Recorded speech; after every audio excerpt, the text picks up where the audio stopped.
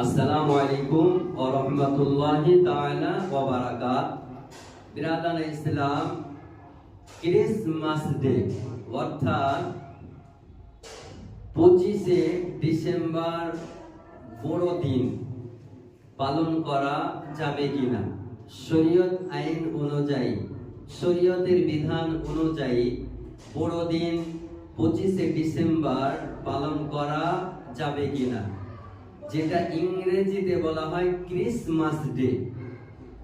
Christmas day হলো খ্রিস্টানদের একটি বার্ষিক উৎসব, যা প্রতি বছর 25শে ডিসেম্বরে পালিত হয়। ফাতোয়ায়ে ইউরোপ গ্রন্থে উল্লেখ রয়েছে যে ক্রিসমাস সম্পর্কে ফাতোয়ায়ে ইউরোপের মধ্যে রয়েছে ক্রিসমাস ডে প্রসঙ্গে বলা হয়েছে যে খ্রিস্টানদের নিকটে ক্রিসমাস ডের ইতিহাসে কোনো পদ মর্যাদা নেই।